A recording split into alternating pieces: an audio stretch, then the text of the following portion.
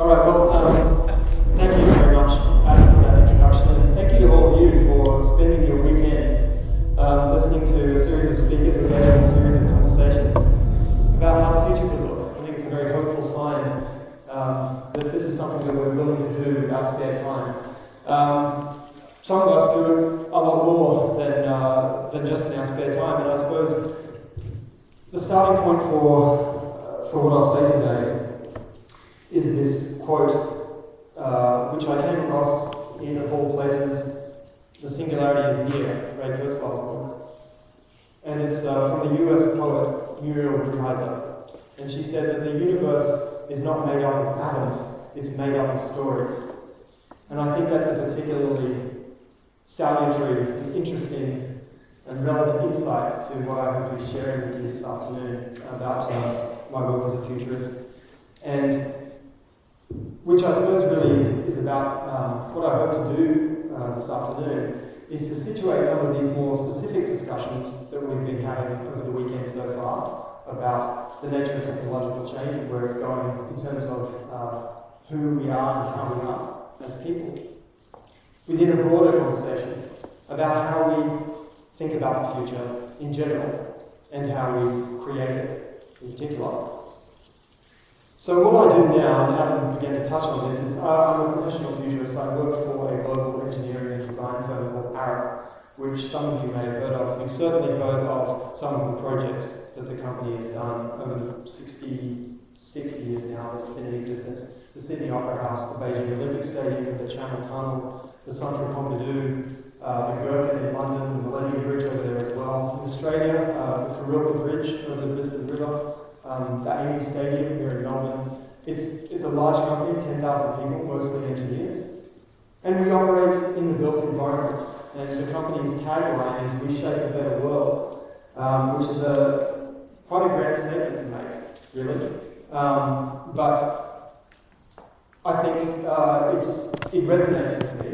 I think it resonates with a lot of people who work there, because it's actually an employee-owned company.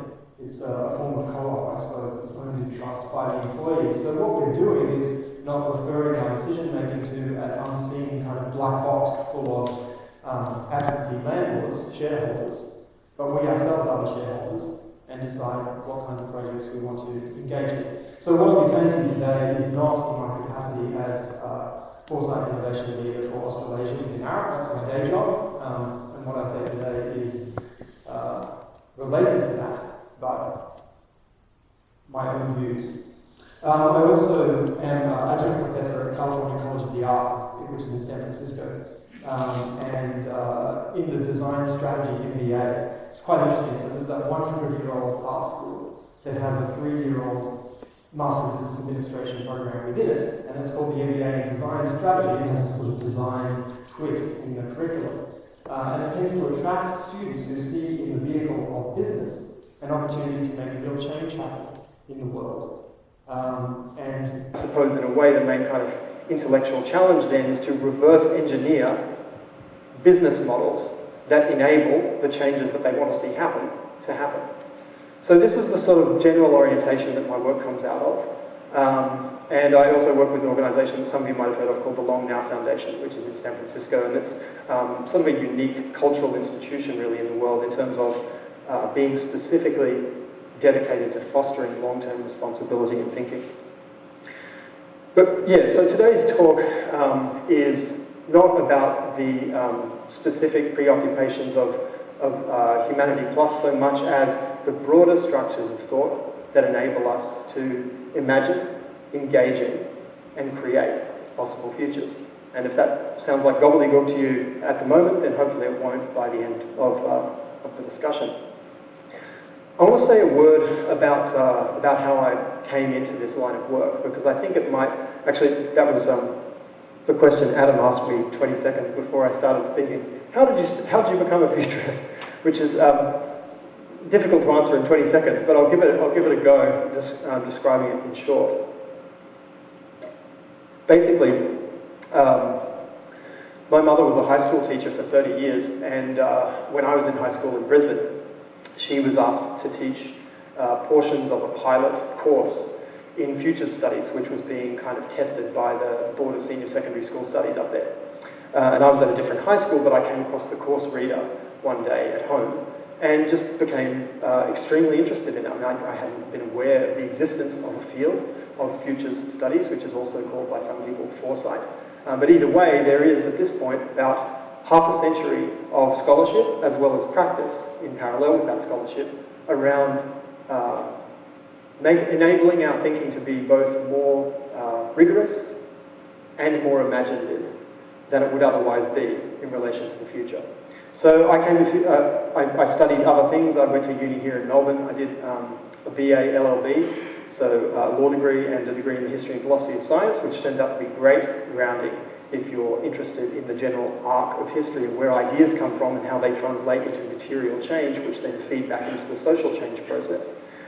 And then I worked for a few years, and long story short, found that the work that was being done in the kind of consulting sector, or at least that I was being exposed to, just didn't quite have the depth and rigor that I felt it could or should. And so reluctantly, it wasn't that I wanted to go back to university, but I found myself doing that anyway because I really couldn't think of a way of becoming a deeper, better futures thinker on the job. I wasn't sure that anybody actually paid for that anywhere. So I applied for a fellowship to the East-West Centre at the University of Hawaii at Manoa, which is one of a very small handful of programs in the world that offer advanced degrees in future studies. Another is right here in Melbourne at Swinburne University. There is a master's program in Strategic Foresight. And if what I have to say to you this afternoon, indeed, actually just if you haven't heard of it, I know there are a couple of people in the audience who know it extremely well, but if you haven't heard of this stuff, I urge you to take a look at it because it is there's a real treasure trove of material there to deepen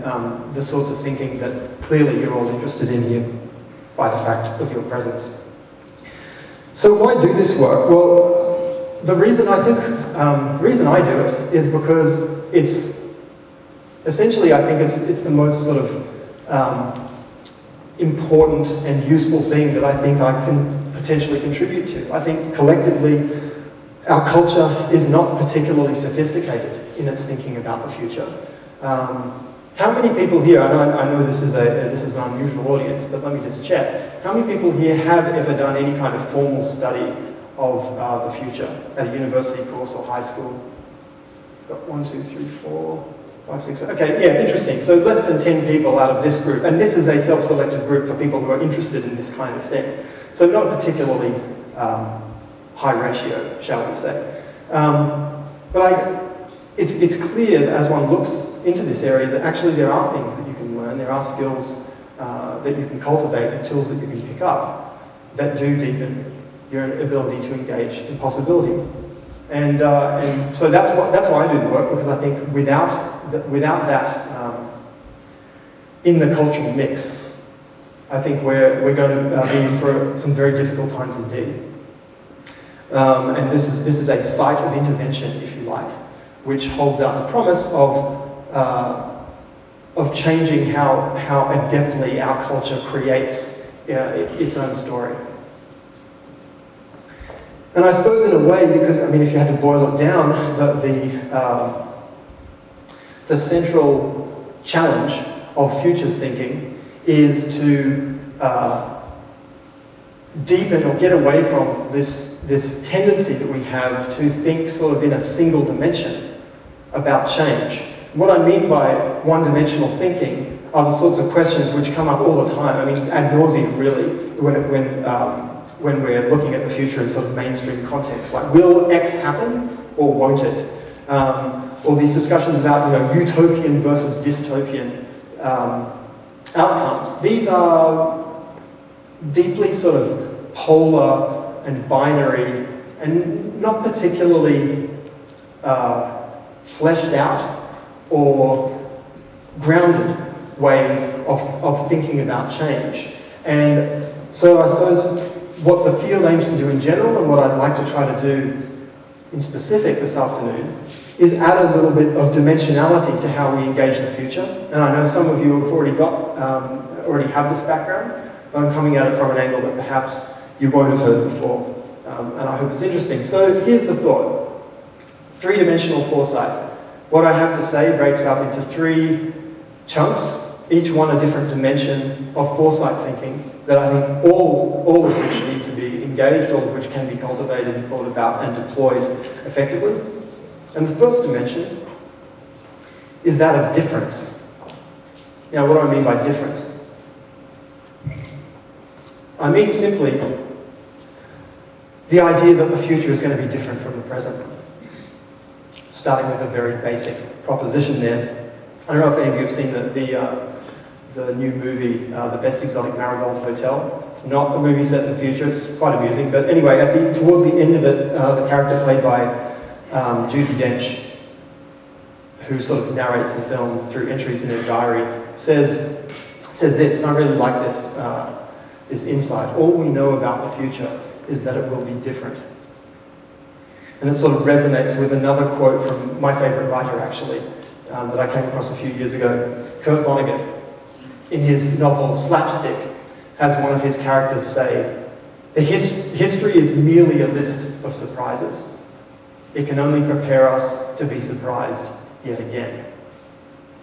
And there's a whole sort of, there are lots of ways of coming at that. I'm not going to just sort of quote quotes at you all afternoon, but the idea of the surprise of the Black Swan, Nassim Taleb's book, the notion that the future is primarily sort of indexed or measured in terms of what it brings that is new, that is unfamiliar, that has to be reckoned with or adapted to in some way. I'd say that is the first dimension of foresight thinking. And we don't need to spend a lot of time on this in this room because clearly this is a group that already gets it. That's why we're here. We're already aware that the future is going to be different from the present in some very dramatic and possibly quite deep-seated ways. That's the beginning of this conversation. But I think it's worth noting that there are plenty of people who perhaps are less aware of that or less able to see that and to imagine the future in terms of just a sort of very intensified version of the present. And my mentor at the University of Hawaii, Jim Data is his name, talks about the crackpot realism of the present.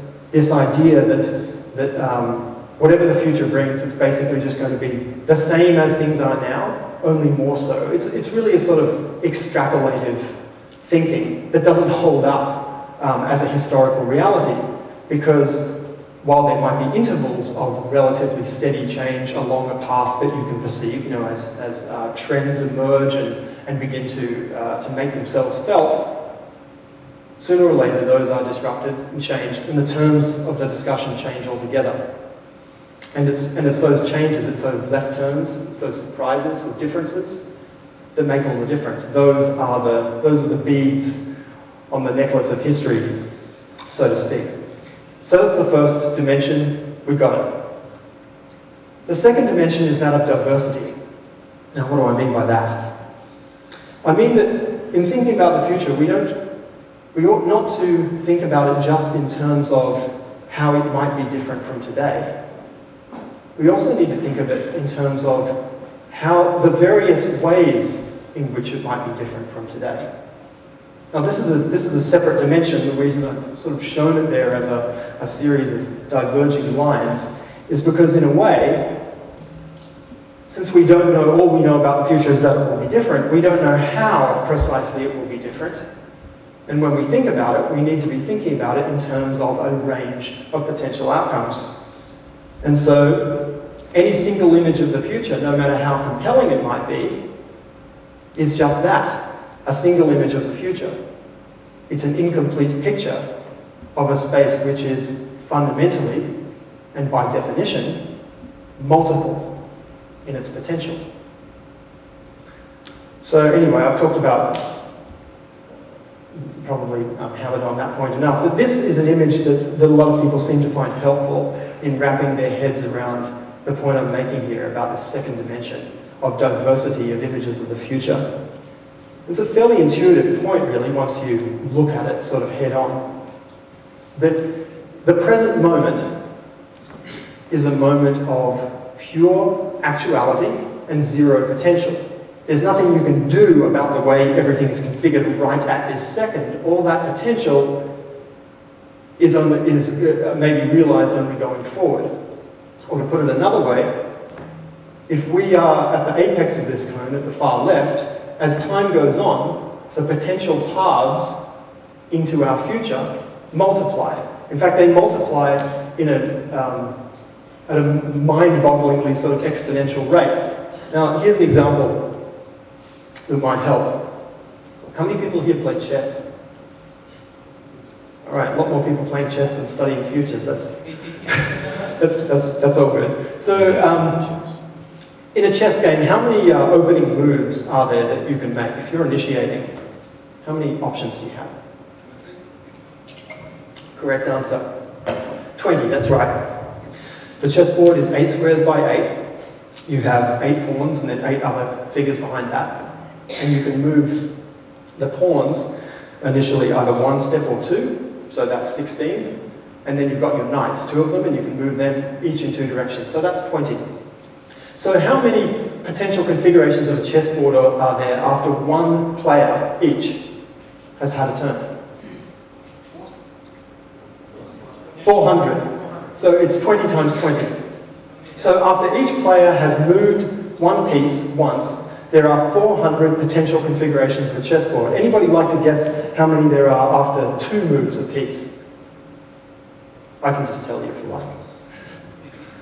72,084 is the answer. And after 3 moves a piece? 9 million is the answer to that one. Okay, this is a special bonus question. After 4 moves a piece, how many potential configurations of a chessboard are there? Each player has moved one piece just once. How many potential configurations? 288 billion plus is the answer to that. So very quickly, even in the confines of an 8 by 8 chessboard with completely knowable parameters, after 4 moves a piece, you've got 288 billion configurations that can take. Now, let's think about how, if we can, how that exponentiality maps onto the various configurations that are possible in life as it's lived. We're not living on a chessboard of 8 by 8 with just 16 pieces to move in 20 ways initially. It's hyperdimensional. I mean, it's utterly mind-boggling actually how many different configurations of things can happen. And the further out in time you try to go, the more diffuse, the more numerous, the more sort of impossible to cognize, at least in specific, those various configurations become.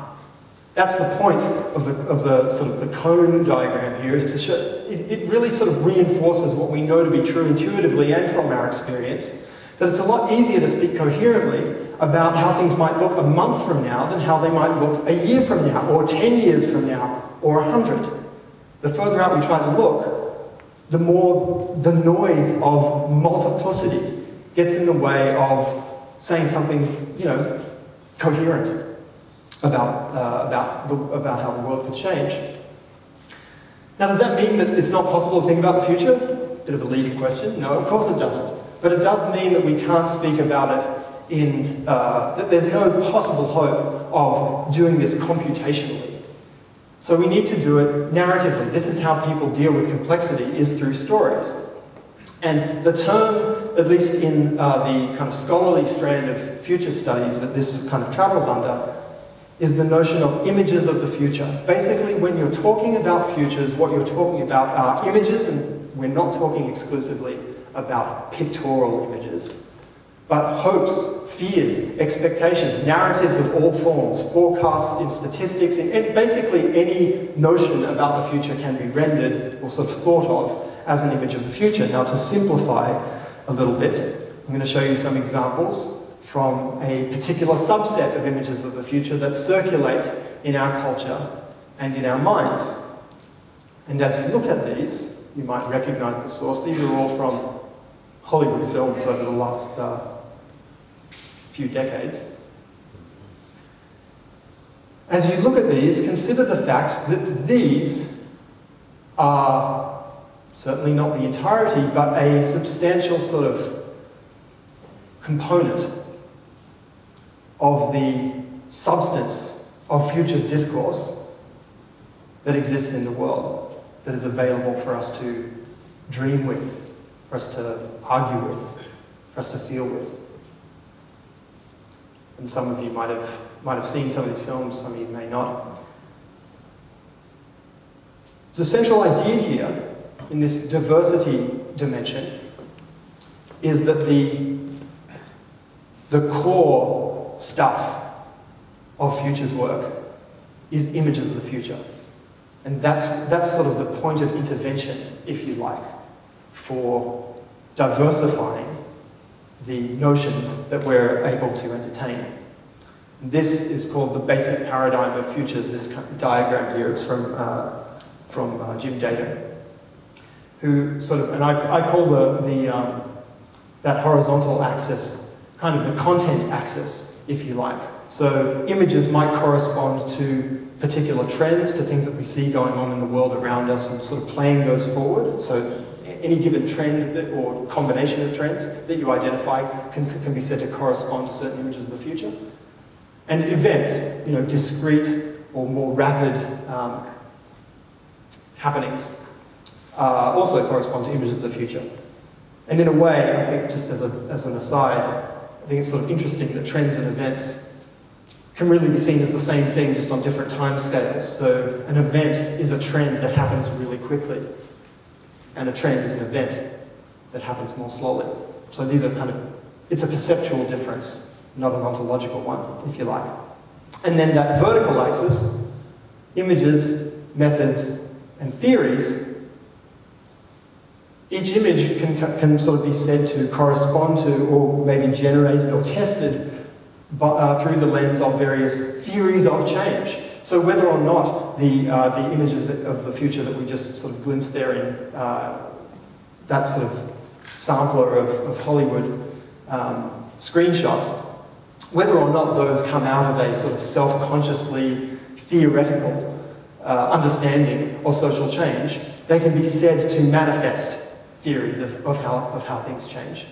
And you can bring methods to bear on them to diversify, critique, and play with that imagery. Okay, so we've made the point about the astonishing multiplicity of images of the future that are out there, and the need to engage the future as a space of diverse potentials. We've also made the point about because of that dazzling array, well, how the hell do we do that in an orderly fashion? Well, I'm going to share with you one way that has emerged in the field of future studies to deal with that plurality. And this is called the 4 archetypes, or generic images of the future. And the central idea here is that in the same way that the narratives, the specific stories that are told on stage, in plays, or in novels, or comic books, or movies, or TV, there's any number of specific stories that can be told, but there's a finite number of basic plots. This is something that literary analysts have noticed for a long time. And you can make the same kind of argument with respect to ideas about the future, that there's any number of variations, but there's only a finite number of themes, or general images, archetypes of social change, if you like. And those are as follows. Stories about growth, about continued growth, consumption, production, population. That example is from Minority Report, you can see there. Stories of collapse, about the social fabric tearing apart, about the bottom falling out of the economy, about the basic assumptions of continuity of life somehow being torn asunder. Those are collapse stories. These are sets of narratives. The third one is discipline. Now, discipline stories can be based on a sort of spontaneous adherence on the part of a group to a particular set of mores or pursuit of particular outcomes, as in, say, an attentional community like a kibbutz. Or it could be imposed from above in a more totalitarian fashion. That image is from the movie Gattaca. But either way, those are flavors, you might say, of disciplined society or disciplined narrative of the future. And then the fourth one is transformation. And that transform can take a couple of different forms as well. One of them is religious. So the idea of a second coming, of some kind of day of reckoning in the Judeo-Christian tradition, that is arguably a transform scenario that goes back a long way in our cultural DNA. But another variant of that transformation might be a technological one, wherein our minds become uploadable onto some other kind of substrate than what they currently, than the flesh they sit on now. And this variant, this sort of technologically driven transformation, I think will be very familiar to people in this room. So those are the four kind of images of the future, four generic sets of images that you can think with. Now, if we revisit those stories that we saw a moment ago, you could say that a movie like Minority Report, or Back to the Future Part 2, or Simone, or 2001: A Space Odyssey could loosely be said to be continuation stories. Whereas The Day After Tomorrow, Mad Max, Children of Men, The Road, these are variations on the theme of collapse. This film, which I just saw on Friday, The Hunger Games, I would say is probably best characterized as a disciplined society, as would be 1984, Fahrenheit 451, Gattaca, and then in transformation, a film like The Matrix, or Tron, this is from Tron Legacy. And then, look, I don't mean to say that any given image can be slotted neatly into a category and that solves the problem. These are just tools with which to think. So, there are variations. And I see I'm going to need some battery power. Can somebody help me plug my computer in? Yeah. Sorry for that. That's all right.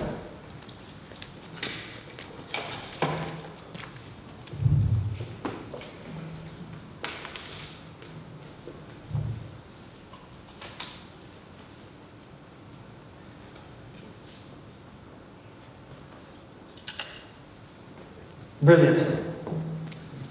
A little bit of discipline in order not to collapse during the presentation. I was just making the point that these are not intended to be mutually exclusive categories that sort of somehow do away with the complexity of a nuance of the images of the future that we find or that we create. They're, like any theory, they are a simplification that can be heuristically useful in thinking about categorizing or characterizing the futurescape, the landscape of ideas about the future. And so, for instance, The Matrix in some ways could be said to be partly a transformation story, but it's also partly a discipline story because it's about humanity being enslaved by machine intelligence. Or Blade Runner could be said to be partly a continuation story because it's definitely recognizable in terms of the continued growth of a number of technological strands there, but there's also a transformation element to it in the form of replicants and artificial intelligences. And then a movie like Rollerball is sort of a combination of continued growth and discipline because it's about, or it's set against a backdrop of corporate statehood. You could say the same thing about Robocop or Starship Troopers. These are sort of hybrid stories that exhibit characteristics of several of those categories. The point being, though, that you don't have to use them, or you can use them to classify scenarios, but you can also use them to generate scenarios, material to think with, diversification of the array of images of the future at your disposal. Okay, so that's so much for a little more time on this one, because I think it's in some ways the most challenging, and for me it's really where the rubber hits the road in current practice and emerging futures practice. The third dimension is depth. So if difference is about understanding the future as a different place, space, topia from the present and the past, and diversity is about understanding the array of potentials that time contains as it unfolds only through one path, it's instantiating that path from among many possibilities. The third dimension is about really understanding what the lived qualities of these hypothetical worlds actually are. So the reason I think depth is important is because the futures field has existed for about half a century, as I said, and there's a whole array of tools at one's disposal if you want to be a professional futurist or if you just want to dabble in it. There's a whole lot of things you can do, but the forms that those engagements typically take are not themselves, by and large, particularly futuristic. So this is, you know, I mean, there's nothing wrong with this as with the image you're seeing here as a kind of example of a futures workshop. In fact, I'm sure it was great. And there's nothing necessarily intrinsically wrong with the output of reams of scenario papers that, you know, or reports about future possibilities. Nothing wrong with it in itself, except that those traditional tools, I would argue, aren't working. If by working we mean really transforming how we think about and act into the future. And I'll give you just one example. There are many, but I'll give you one that I think dramatizes the point about depth, because it includes the other two dimensions, difference and diversity, but lacks depth. So this is an image from, I'm sure you're familiar with the International Panel on Climate Change. It's the world's peak body for climate change science. About 10 years ago, they produced a series of scenarios for climate change 100 years out.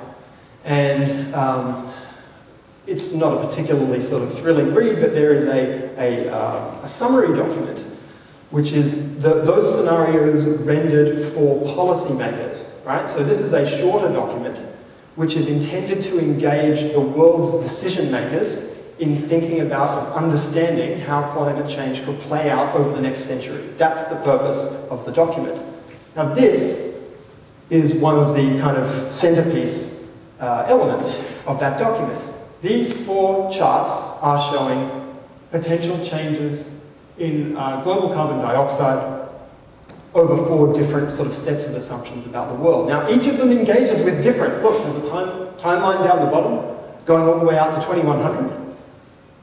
And it engages in diversity. Look, there's four of them. So they're not just saying there's one thing. And in fact, even within each, there's a sort of sensitivity analysis. You can see from the thickness of the coloured lines what the range is that they're sort of willing to entertain within each of those scenarios.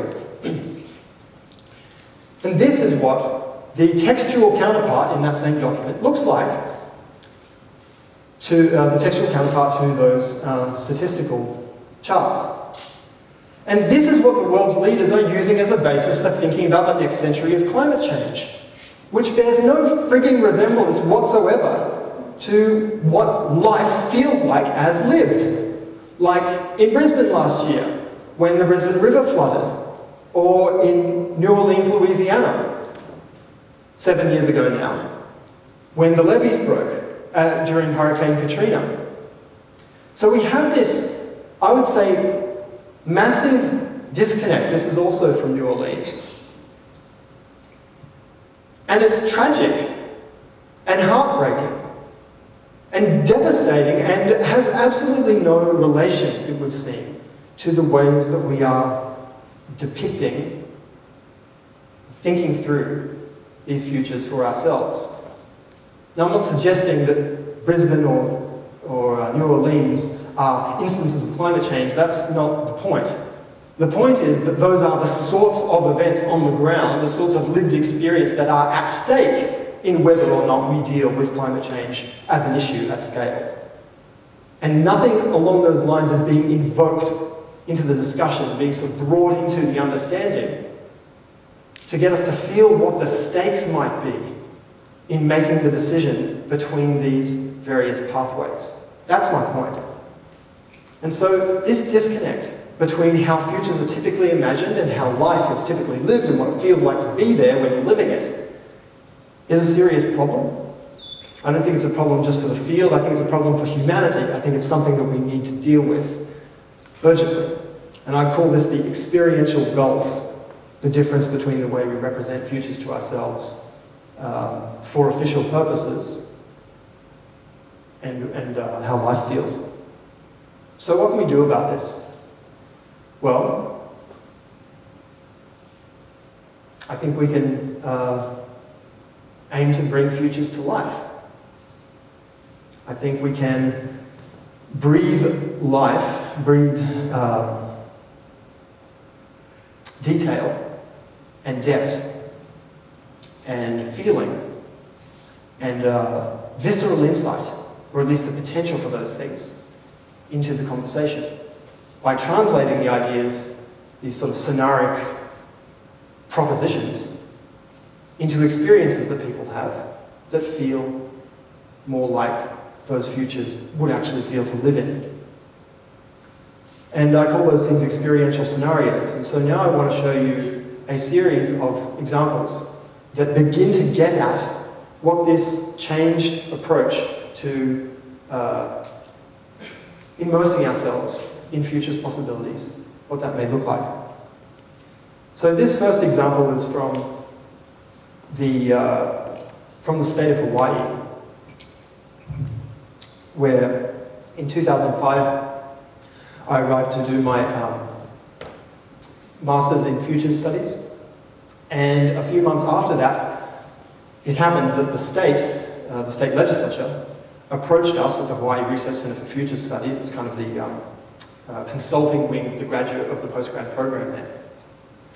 They approached us and said that they wanted to convene a public conversation about Hawaii, the islands, in the year 2050, and could we help? And so, long story short, what we did was, for the kickoff to that event, we immersed 550 people who attended the kickoff in 4 different rooms, and in each room was a window on a different version of the year 2050. So, the first room was a live debate on stage, not unlike this one, between 2 candidates in the election for governor in the year 2050. And the candidates were both corporations, because legal personhood for corporations had been extended to the point where they were now running for office, winning regularly, squeezing out flesh and blood individuals, but represented by sort of interchangeable human avatars who could speak on the part of those corporate organizations. The incumbent candidate was called Aloha, Nuclear and Water. And in this version of 2050, they had solved many of Hawaii's resource issues, which in 2005, just to speak about the reality of the time when we staged this for a moment, included 90% of the food in the islands that was consumed was imported, and 95% of the electricity in Hawaii was produced by burning oil, which Hawaii does not have any of on its own. It's imported on oil-burning tankers. And so that was the reality, the backdrop for this discussion of 2050. And in this 2050, those problems had been addressed through the importation of small amounts of nuclear fuel, which powered a nuclear station on the island of Oahu, and also a nuclear-powered desalination plant for drinking water, and enabled the population to continue to grow, consumption, production, to grow unabated, and so forth. The experience that people had in the room, though, was of watching the candidates present their case, then interacting with them, asking them questions about their policies. We workshopped this with a troupe of improv actors, so they knew the world that they were operating within and could speak spontaneously from inside it. And meanwhile, in the second room, people were being ushered into rows by uniformed guards wearing what looked like camouflage gear. But at a second glance, you realized that it wasn't camo gear, it was, the camo was actually aloha print material, so hibiscuses and ferns, but in camouflage colors. And people watched a 10-minute, essentially propaganda video about the history of the Hawaiian Islands from prior to European contact until 2050, which explained that there had been a global economic meltdown, not a downturn or or a temporary crisis, but a serious collapse, which precipitated the departure from the islands of those who could afford to. But the rump of the US military, which in 2005, as today, and in this version of 2050, the US military has a significant presence on the islands, and they step up to maintain law and order, to ration fuel and food and those sorts of resources. And of course, they're so effective at doing this that they see no reason to step back down again. But what they do is reinstate the Hawaiian monarchy, which was deposed in 1893 by America. And so the people in the room, who are shown here, swearing a solemn oath of allegiance to the democratic Kingdom of Hawaii and the king and his officers. That was room number 2. In room number 3, people walked in and they were given to understand that, somewhat like jury duty, their names had been selected at random, and they had an obligation to attend the Honolulu Ahupua'a Civic Education Center. Now these are all site and culture specific, so the Hawaiian audiences knew that Ahupua'a is actually it's the traditional unit of governance, which is also the watershed. So traditionally, prior to European contact in Hawaii, the political unit, the community unit, was coincided with the boundaries of the ecological unit. And this was also the case in this version of 2050, and so people were in the room at the Civic Education Center getting a compulsory crash course in sustainability skills like making clothing out of hemp and growing algae to turn into biofuel. And so the fourth and final room we imagined as kind of a cross between a hospital emergency room and an automotive body shop. And it was called Embed, the Mind-Body Enhancement Depot. And so these guys in white lab coats came out and explained to the assembled group that the World Council had been monitoring the Global Happiness Index, and pre-mods were dragging down the averages. So everybody in the room, you know, pretty conventional, standard issue, flesh and blood humans, was part of an underclass that was being given a helping hand by the World Council, and so they stepped through a series of options for basically menu items for the, bodily and mental augmentations that were available to them for free or at significantly discounted rates. So for instance, you could get chlorophyll therapy, which would turn your skin green but enable you to photosynthesize, so you didn't have to eat very much. There was a product called the ProMinder Learning System, which once installed would enable you to instantly download any of thousands of skill sets and bodies of knowledge to which you'd have instant access. So some of you may have noticed that, those stories are each based on one of those images of the future, those sets of scenarios that we talked about a few minutes ago. There's the continued story, the collapse one, the discipline one, and the transformation. And the point was not that any of these were predicting what would happen, but they were concretizing a specific hypothesis about how change might pan out, and giving people a chance to think with it and feel with it and argue with it if they wanted. And after these experiences, they were led into a facilitated discussion about what they liked and didn't like about the future they'd just been in, about what they felt was ridiculous or chillingly plausible about the future they'd just been in. And most importantly of all, what it meant, what it imported, what it boiled down to for the actions they should take next to make those things that they wanted to see happen more likely, and those things that they did not want to see happen less likely. And this experiment in experiential scenarios led to a whole series of others. And I did these in collaboration with a very good friend and long-standing colleague, Jake Dunnigan, who's now at Institute for the Future in Palo Alto. But we created these things called found futures, which are artifacts that we would then distribute in the environment for people to stumble across in the course of their everyday lives, as a sort of optional invitation to think a little more deeply about various future possibilities. We created sets of postcards from Hawaii in the year 2036, and sent them to leaders and community figures around the islands, to their home addresses where we could get them. So they would arrive Monday, Tuesday, Wednesday, Thursday in the morning mail without any explanation as to where they came from or any particular follow-up action required, just as a goad to think about what various futures could feel like to inhabit by distilling them down to a fragment that they could then experience and encounter in the flesh.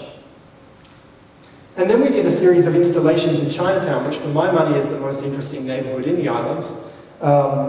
It's certainly one of the oldest urban groupings in Hawaii. And Jake and I did basically a sort of semi-structured ethnographic research process where we interviewed residents and proprietors of businesses in the area and found out the sorts of things that they were thinking about and concerned about, but that were not being explicitly addressed in any formal, political or community process. And then we dramatized stories that contained those seeds for people to come across in the course of their lunch hour or what have you. So this was from an installation of, which was dramatizing a gentrification of Chinatown. So this corner block had been empty for 3 years, and suddenly Starbucks was opening there. Well, actually it wasn't, but that's what we made it look like. TGI Fridays, which is a fairly generic sort of family restaurant chain, was opening up down the street, and meanwhile luxury lofts were about to be auctioned off, starting at $2.1 million. All of this in a neighborhood which has never been touched by national US chains of retail or restaurants or anything, but which seemed to be imminent because, there were, in fact, this was staged during a First Friday art walk when the streets were pedestrianized, and all of these elements were kind of synchronized to sort of show up at once as people walked around so that they would be immersed in a sense that the neighborhood had suddenly changed or was changing before their eyes. And in order to sort of take the drama a little further, we also staged the other side of the story, which was holding a Save Chinatown rally outside the ostensible Starbucks to be. And this story found its way onto the front page of the state newspaper the following week because a number of people,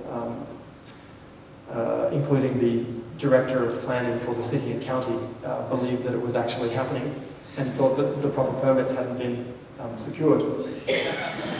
There were other stories as well. I won't go into as much detail on these. This scenario was called Green Dragon, and the central question was what becomes of Chinatowns in a world where China is the geopolitical superpower rather than the United States. They could sort of become, embassies of soft power for China. And if the US's fortunes continue to were to wane, say a couple of decades away, then China might become a very attractive bigger brother, sort of a sponsor for Hawaiian independence than the United States has proven to be. And this, again, I hasten to reiterate, it's culture and site specific. So this sort of icon which we created is immediately intelligible to Hawaiian residents, but it's Sun Yat-sen, the Chinese revolutionary who went to school in Honolulu, and Queen Liliuokalani, who was the last Hawaiian monarch before the overthrow in 1893, both holding up a torch together on the Statue of Harmony, which is a gift from the Chinese government to the people of Hawaii in the year 2026. And that found its way, we drop-lifted it into souvenir stores alongside other souvenirs. And the third story was about a bird flu outbreak. This was 2 or 3 years before swine flu. But Chinatown in its history has been burned to the ground, not once, but twice, as a result of plague outbreaks at the turn of the 20th century. And so we thought that the concern in the wider media about a bird flu, well, as it was, a bird flu pandemic could be centered around this location as a sort of epicenter. And so we told that story through a series of artifacts produced as if that history had happened, and spun off, you know, the detritus of that history, which we manifested to tell that story. So this is an ambulance-chasing lawyer saying you may be entitled to compensation for wrongful quarantine or property destroyed due to incineration. This is an ad from Maui, a neighboring island to Oahu, saying, come visit Maui, it's beautiful over here, but over there they're using gas masks, because Maui wasn't affected by the outbreak in this story. And then there were more obvious elements like this, which we had to handle very carefully. So that's why it says, in case of secondary outbreak, you know, rather than bird flu in progress, freak out and run across the road and sue us. We really didn't want that to happen. And I think probably my favorite artifact from this installation, or this series, was a bronze plaque commemorating the bird flu outbreak, as you can see from that sequence I just showed you, which is a fraction of what was produced. The bronze plaque has a gravitas about it that print material doesn't. And this sort of, in a way, is the point, that if you can take these ideas about the future and manifest them in a way that asserts it as a potential reality in material media, in performative media, then you get a lot closer to a lived sense of what it would be like to be in that world, to be in that situation, which after all is what futures thinking is, you know, really supposed to be about. And we've done other things too, like staged a eulogy for Eddie Adams, a.k.a. Dirk Diggler from Boogie Nights at South by Southwest in 2008. It turns out that after Boogie Nights, the movie ends in about 1985. But through the year 2025, Dirk Diggler becomes a hero of the copy fight movement because one way and another he inadvertently sold the rights to his enormous appendage to a company that produces marital aids. And anyway, there's a long story behind that. But these are, you know, instances of the ways in which various futures, some of them more serious than others, can be dramatized and brought to life. This is from a version of Hawaii that has been closed to the outside world for most of the 21st century, and it's the first exhibit of artifacts that have been seen by the outside since that time. And so you see the installed base of industrial civilization having been reworked and used, you know, sort of picked over and turned to other purposes. So that last one, for example, is a wind-up solar-powered cell phone. And this is a wok made out of a hubcap from a Honda, I think. This was a project, Superstruct, which some of you may have heard of. I was a game master on that, which is the world's first, it was billed as the world's first massively multiplayer forecasting game. And 7,000 people imagined themselves in the year 2019 and played the role of themselves facing this sort of hypothetical disaster, which it was the object of the game to overcome by ideating, brainstorming, and telling stories together about how those problems are solved. And then there are other installations. This one is about dramatizing the history of plastic over the last 100 years. This was installed in the California Academy of Sciences on the occasion of Jacques Cousteau's 100th birthday, or what would have been his 100th birthday, to show that the production of plastic is on an exponential curve where, other things being equal, as much plastic would be produced between 2010, when we did this, and 2030, as had been produced in the previous 100 years, i.e. the first 100 years of plastic as a set of materials. And so while this isn't so much about dramatizing a scripted story, it's sort of about creating a story by embedding those ideas in a situation, in an encounter with physical things. These were these water coolers, glass and porcelain water coolers, were what people were able to drink out of at the celebration for the 100th birthday of Cousteau. And of course, nobody wanted to drink out of 2030. They all drank out of 1960 or 1910, if they knew what was good for them. And there are other examples which are really, I don't need to walk you through all of these, but this is from a class that Jake and I ran at California College of the Arts. It was called Strategic Foresight and Tactical Media, and it was basically about having the students create their own narratives of the future and turn them into an encounter. In this case, they created this group pictured here, created a genetic census in the year 2020 and went around in lab coats inviting people to swab their mouths in exchange for what they were told would be a sort of full genetic profile. It was kind of interesting because, again, as with the first Chinatown installation that I showed you, there was some ambiguity as to whether it was manifesting a possible future or actually happening in the present, which was a deliberate ambivalence on their part. The point of all this is that futures studies, if done right, is what Ashish Nandi, one of India's top public intellectuals, calls a game of dissenting visions. I really like this phrase. I like the idea that the conversation that we have about the future is deliberately oriented to surprising ourselves, to stretching the bounds of our imaginations, and dissenting with the dissenting from the dominant ideas about the future, which those in power would have us accept unquestioningly. Each scenario, and this is true not just of experiential scenarios, but of scenarios in general, each scenario is quite deliberately a different vantage point from which to view and critique the present. And so, in a way, if we sort of, we've now looked at these three dimensions of foresight, difference, diversity, and depth. But if we can sort of think about where this is pointing, what the ideal is for this whole strand of work, I'd say that in some ways, it might take us back to some classic science fiction. In some ways, the ideal for futures work is time travel, is the idea of being able to create a vehicle for visiting and learning lessons from the various environments that we could find ourselves in, 10, 20, 50, however many years out.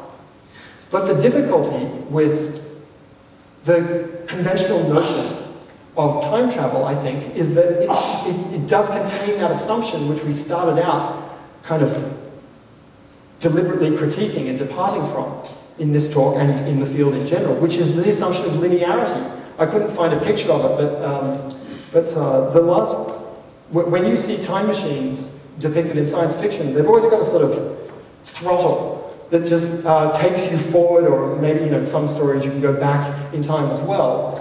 And this plays into the shibboleth, the completely unsustainable, I think, premise of a linear historical process, which only goes one way through the one path. And then, if that were the case, then the central problem would just be to try to figure out what the future's going to be and then make it happen faster. And I think fundamentally that doesn't hold up as a philosophical starting point.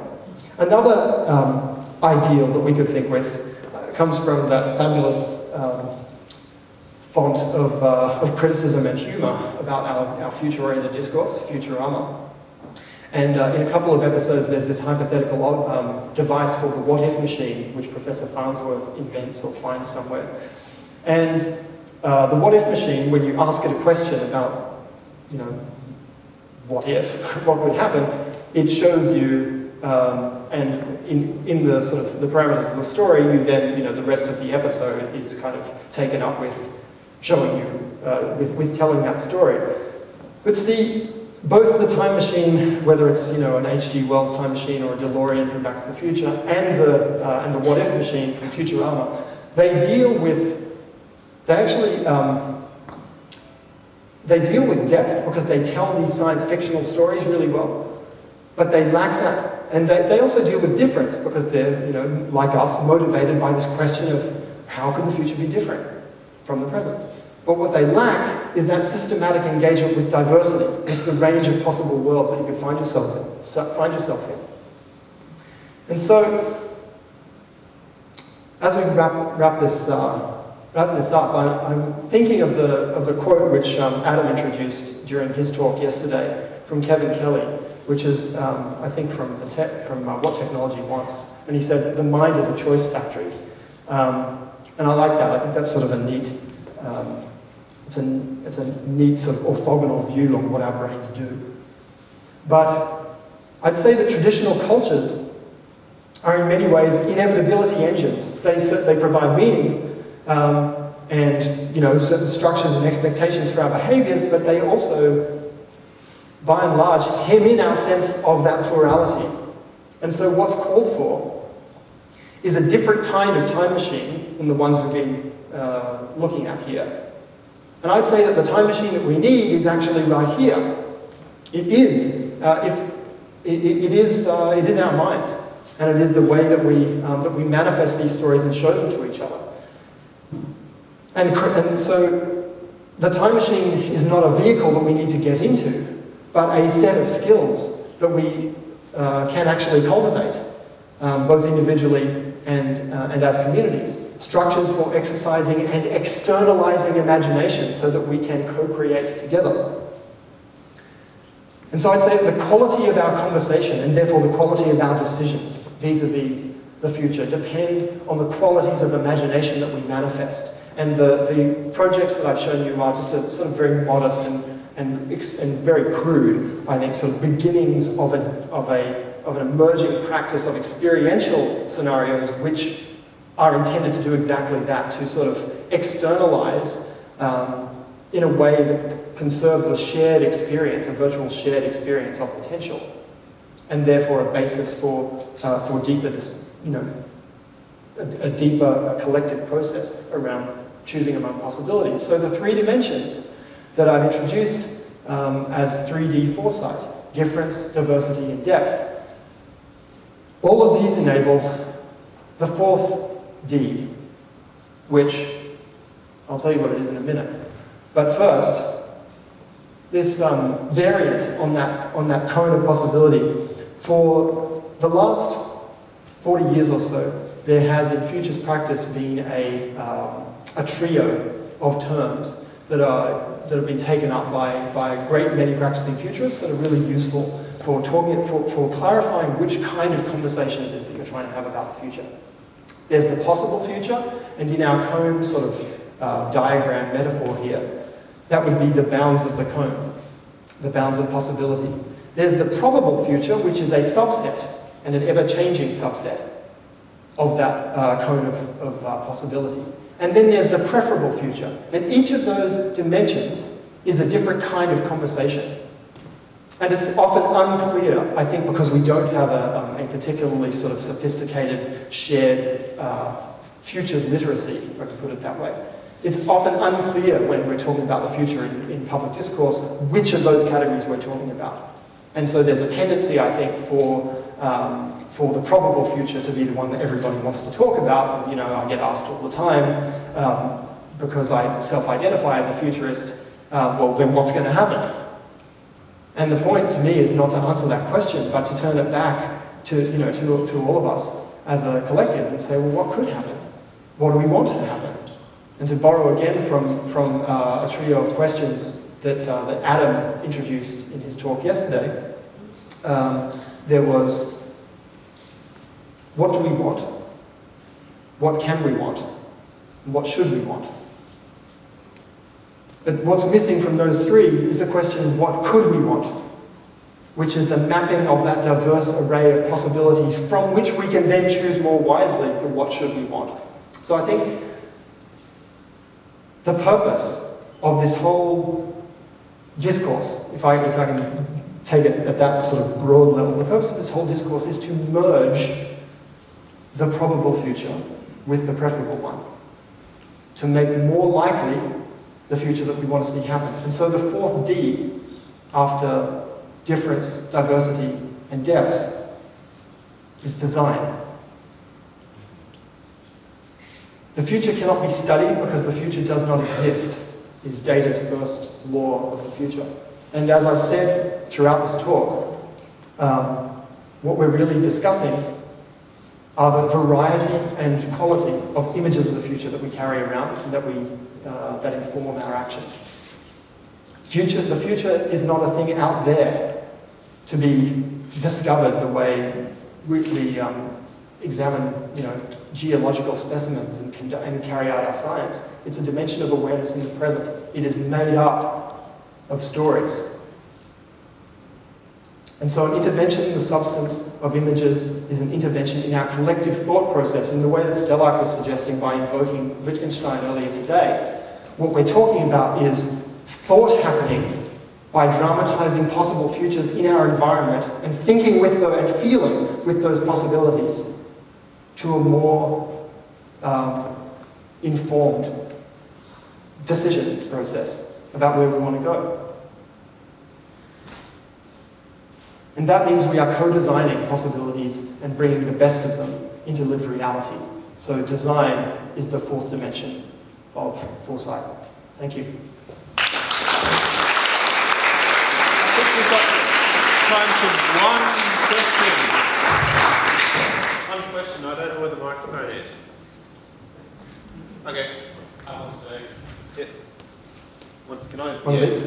So who wants a question? There it is. Question. Yes.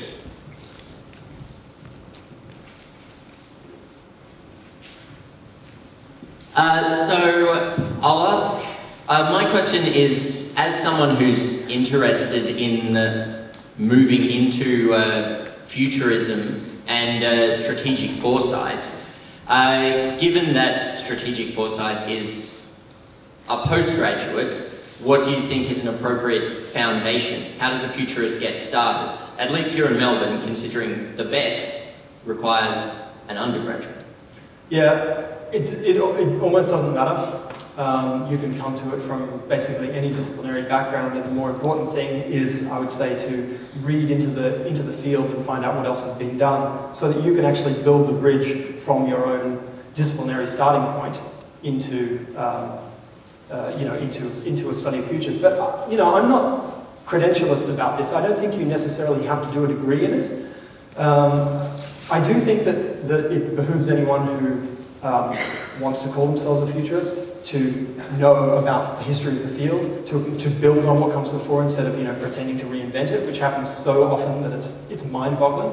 But that doesn't necessarily mean getting a credential in it. I'm not trying to talk you out of it. I'm just saying I think there are a lot of ways to come at this. And the more important thing, to echo an earlier speaker, is to sort of follow your passion, which I'm sure will include other things, that are more specific, less transdisciplinary and messy than futures. So I think we've got a 15-minute break.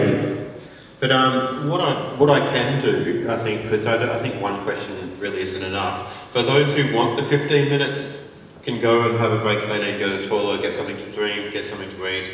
That's fine. Do you mind answering a couple more questions during break time? Yep, that's fine. Okay. Well, in that case, we'll continue on. And by the way, at 5 o'clock we have Natasha Vita-Moore's presentation.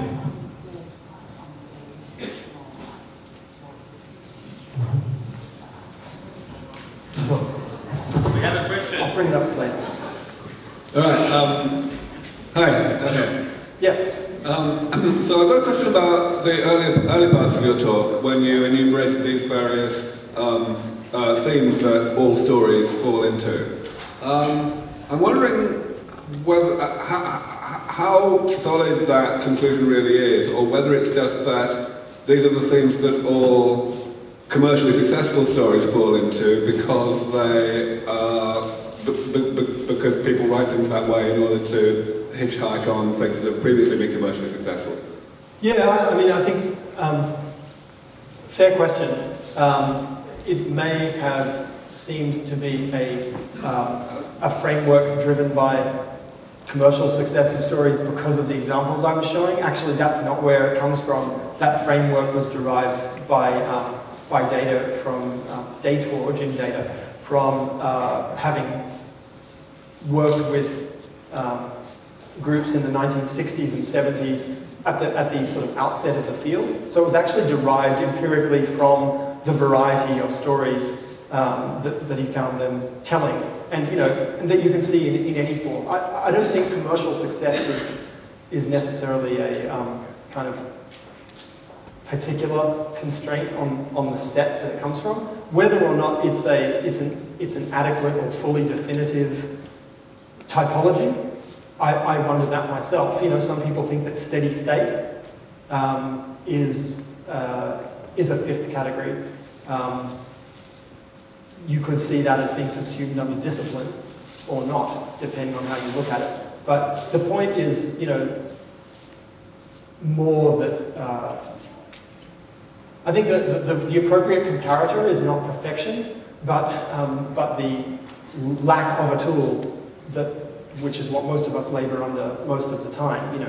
This kind of undifferentiated mass of stories, ideas, half-formed thoughts about the future, and I've just introduced this, kind of as one way of bringing some order to that chaos. There are plenty of others, and there are plenty of others.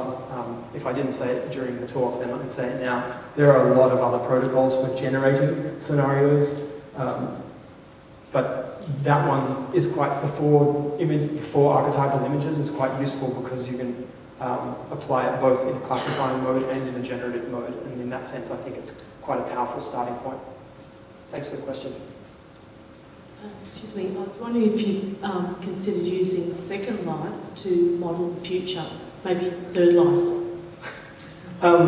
Yeah, thanks. I have actually considered that, and it's I'm glad you asked the question because I think I've got a fairly succinct way of saying why that isn't very interesting to me. I mean, interesting for me to do. I'm interested in what other people might want to do.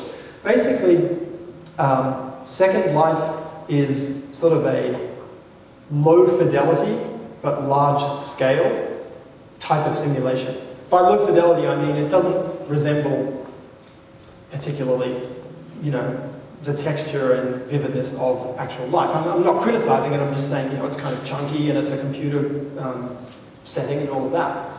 And it's good for certain things. The thing that I'm most interested in, and that these examples that I've given I think are driving at, is high fidelity and small scale. And by high fidelity I mean actually evocative of moments in life. So it's if I wanted to mock up a city and sort of do, or a building, and do a spatial simulation to just sort of figure out where everything is, something like Second Life would be very handy. I have a colleague in London who uses game engines to model unbuilt buildings, within our company, and perfect the wayfinding systems within them. So the signage, so you can find your way around the building and see how things will actually look, before it's built. That's a great thing for that type of simulation to be used for. But the sorts of, when I talk about experiential scenarios, I suppose I'm most interested in moments, even if they only last seconds, moments that feel like actual inhabitation of a different place and time.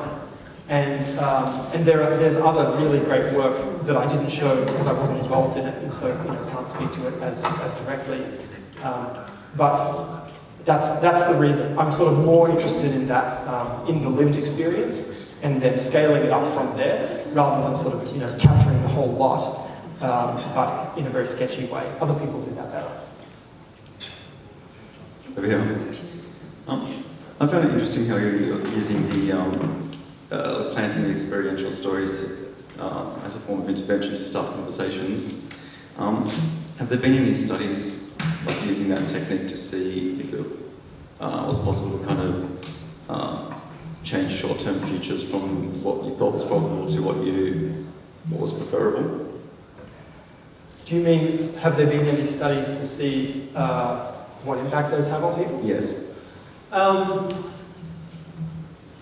Well, I have to say that I haven't done those studies because the examples that I showed you were, I think, without exception, all pretty under-resourced, and just getting them done was the challenge, which means that evaluating, which is a super important phase of the process, I think is still kind of underdone on that front. But I mean, my doctoral thesis was about this work, and it's online. It's called The Futures of Everyday Life, and one of the kind of the pillars for the work is psychological theories about cognitive biases and heuristics, which this work is in a way intended deliberately to exploit. So the more concrete and specific you make a proposition about the future, the more subjectively likely people rate it as being. There's a book out by Daniel Kahneman, who's a Nobel Prize-winning behavioral economist, who with Amos Tversky in 1983 did an experiment about availability, which in a nutshell is, the example is two questions. How likely would you rate, and I'm paraphrasing, probably mangling this, but you'll get the point, I hope. How likely is it that a flood in California will kill 1,000 people next year? So that's like question one. And then question two is, or condition two, with a different set of people, is how likely is it that an earthquake will happen, triggering a flood which kills 1,000 people? And the interesting thing is that the people exposed to question two rated as more likely than people asked question one, even though logically an earthquake causing a flood that kills people is less likely than a flood happening due to any reason and killing those people. It's kind of a grim example, but the point is that the specificity of the hypothetical makes it more available to people, and that's why they rate it as more likely. So there is I think a deliberate exploit of that quirk of our minds by making something concretely available to people, but it has a weird impact. There's something philosophically odd about that, because it means that the more concretely you sort of manifest it, the more likely it seems, and yet the less likely it actually is objectively. And that seems to me to actually be just a theoretical problem, because we don't have any difficulty watching a movie and understanding that it is hypothetical space we're talking about, rather than, documentary, or most of us don't have difficulty with that. So do you think you've changed the chance of corporations becoming governors of Hawaii? Well, the point of showing multiple kind of mutually exclusive scenaric states is precisely that it generates a cognitive dissonance. I mean, it's like the world could look like this, or this, or this, or this, but it can't look like all of them. I mean, it can't look like all of them at once in that one place. And so by pegging out what I sort of call the four corners of possibility space, you're basically requiring some sort of negotiation with those array of potentials. And that is the basis for action. That's why the fourth D is design. Because once you've engaged with futures that are different, diverse, and deep, then you have a basis for choosing among alternative pathways into them. I've just been asked to ask the question from over here, and if anyone else wants a question, to sort of line up and take the microphone behind me. My question was, you've sort of contextualised this futurism as about stories. How do you just see it as being distinguished from the sort of rich culture of stories that we already have in both sort of narrative fiction, literature, film, which often have a very rich sort of view of the future? Well, so I guess the point is to hybridize or marry the rich traditions of storytelling and of, which are filmic and theatrical and literary and, comic and other, with this sort of the rigor that a structured approach to identifying relevant scenarios can bring. So the main sort of issue at the moment seems to be that when futures are done for serious purposes, by organizations like IPCC, they're done in an extremely cautious and basically almost anti-narrative way. It's like they don't want to talk about the specifics because it wouldn't be scientific to do that, and it wouldn't. That's a limitation of science. You know, that's why we need to legitimate the use of imagination in public discourse, because otherwise you have the imaginative discussion happening over here, the political discussion happening over there. The connections, people will make them anyway. I mean, our thinking about the future is still populated by the ideas about the future we encounter in those cultural artifacts. But I don't think we should be embarrassed about the fact that that's how our minds work.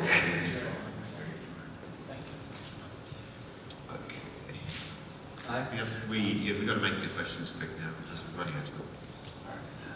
Just want to ask, is there a movie that best represents your preferred vision of the near future, and a movie that represents what you think is likely to happen?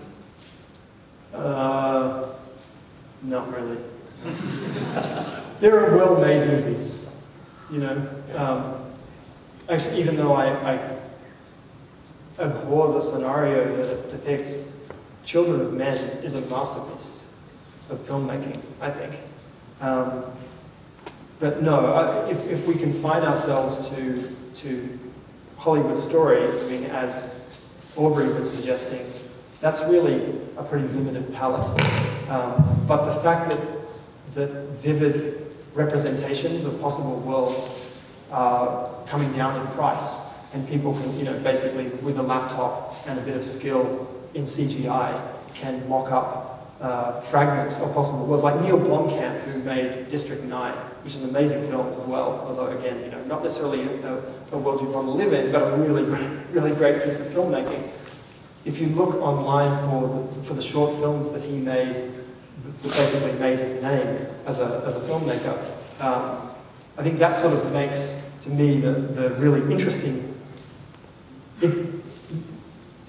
It proves the more interesting point here, which is the democratization of manifestation of imaginary worlds. That's the future that I'm interested in. I mean, more so than a particular story about the future, a particular direction. I suppose my commitment is to the spreading of the tools, the mental time machine. That's what I'm most interested in. And in a way, I guess there's a sort of procedural article of faith there that if we get better at thinking about the future, then we'll make better decisions about it too. It's a parallel commitment to that of democracy, which I don't think exists at a national level anywhere in the world. But the general idea is that if you are synthesizing the wills of people, and those and they're knowledgeable and they're thinking things through, and they're not under undue pressure, and they're acting in good faith, then you'll get better decisions than with the limited viewpoint of an oligarchy or a dictator. We have to go. Yeah. Or I can schedule my talk for later. I don't know. Okay. I'll go off the stage. We done? Hi.